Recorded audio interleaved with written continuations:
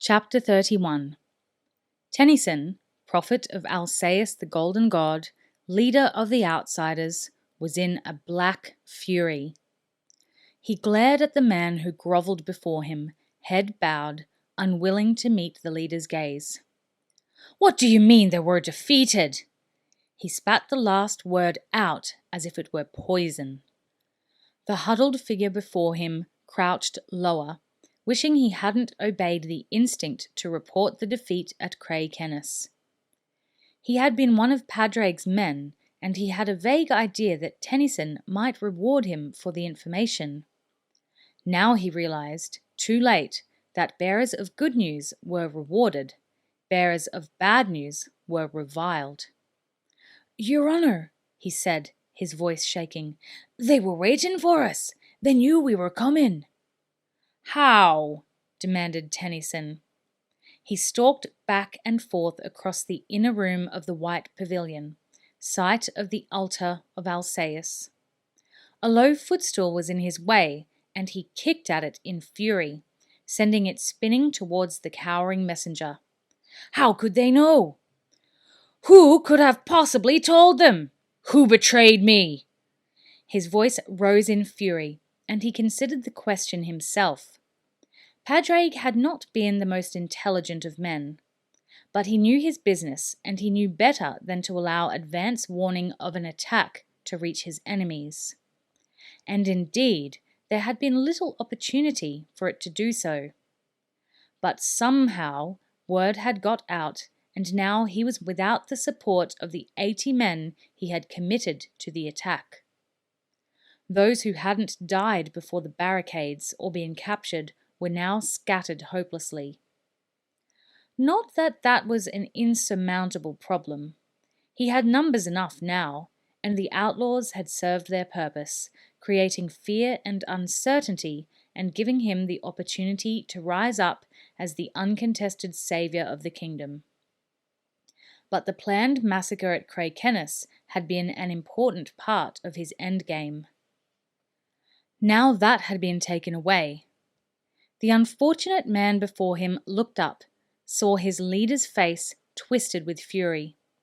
"Your Honour," he said, "perhaps it was the Sunrise Warrior who told—" He got no further. Tennyson was upon him. His face was dark and flushed now as he heard that ridiculous phrase. The messenger had mentioned it before. Now Tennyson let his rage loose as he beat back and forth at the wretched man with his closed fists. Blood flowed from the crouching man's nose, and he huddled lower, trying to protect himself from the savage fists. "There is no Sunrise Warrior! I tell you he does not exist! If you use that name before me again, I'll—" He stopped suddenly, the blinding rage gone almost as soon as it had formed. The stupid Hibernian superstition could be a problem, he thought. If people started believing in the Sunrise Warrior, it could undermine his position. His mind was working rapidly. So far as he knew, he was the only one who was aware that there had been no massacre at Craig-Kennis. At least, he thought sourly, no massacre of the villagers. If he moved quickly, he could spread the rumour that the village had been razed to the ground, all its inhabitants killed. By the time the truth was known, he would be in an unassailable position. He had 400 followers with him now, all prepared to swear that he had the power to defeat the marauding bandits who were scourging the kingdom. So, he reasoned, any mention of this Sunrise Warrior must be quashed. He became aware that the man was watching him fearfully. The blood still streamed from his nose, and one eye was swelling shut where Tennyson's fist had struck him. He smiled now and stepped forward, offering his hand. His voice was silken and low, conciliatory. "My friend, I'm sorry. Forgive me, please. It's just that I become enraged when Alcaeus's will is denied. I should never have struck you. Say you forgive me, please." He gripped both the man's hands in his own and looked deep into his eyes. Warily, the former bandit began to relax a little. There was still a shadow of fear behind his eyes, but it was receding. Tennyson released his hands and turned to the altar, where a small pile of offerings to Alcaeus was assembled. He selected one, a chain of heavy golden discs linked together. It caught the light and gleamed as it twisted in his hand. "Here, take this as a sign of my repentance, and as thanks for bringing me this news. I know it must have been a difficult choice for you." The man's eyes were locked on the chain now. The linked discs turned slowly, rich and gleaming and heavy. It was a fortune to a man like himself. He could live comfortably for years if he were to sell that chain. He seized it, marveling at the weight of it as Tennyson released it to him. What were a few bruises and a bleeding nose compared to this, he thought. "Thank you, Your Honour. I thought I should—" "You did your duty, friend. Your duty to me and to Alcaeus. Now, tell me, what is your name?" "It's Kelly, Your Honour. Kelly the Squint, they call me." Tennyson looked at him, careful to keep the distaste he felt off his face. He could see why the man had been given such a name. His two eyes wandered in different directions. "Well, Kelly, I'll rename you Friend of Alcaeus. I'll wager you didn't have much to eat on your way here." "No, Your Honour, I did not." Tennyson nodded, smiling beneficently at the man. "Then, Kelly, Friend of Alcaeus, take yourself to my tent and tell my man there to serve you food and wine, the finest I have." "Why, thank you, Your Honour. I must say I—" Tennyson held up a hand to silence him. "It's the least I could do. And tell them I said they are to tend your bruises as well." Tennyson took a fine silk cloth from his sleeve and dabbed gently at the blood on Kelly's face, tut-tutting as he did so, the very picture of concern. Satisfied that he had cleared most of it, he stepped back and smiled reassuringly at the man. "Now, be off with you." He waved a hand in blessing and dismissal, and Kelly, the squinting friend of Alcaeus, hurried from the pavilion. When he was gone, Tennyson began pacing again. After a few minutes, he called to one of his massive bodyguards, stationed outside the curtain that separated the inner tent from the main part of the pavilion. "Gerard!" The curtain parted and the enormous creature entered. He and his twin were from the Western Isles. Massive brutes they were, and killers.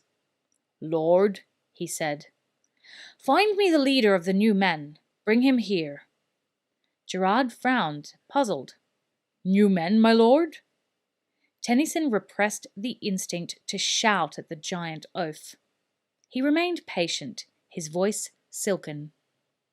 "The 3 new men who joined us 2 days ago, the Genovesans." Gerard's face cleared in understanding.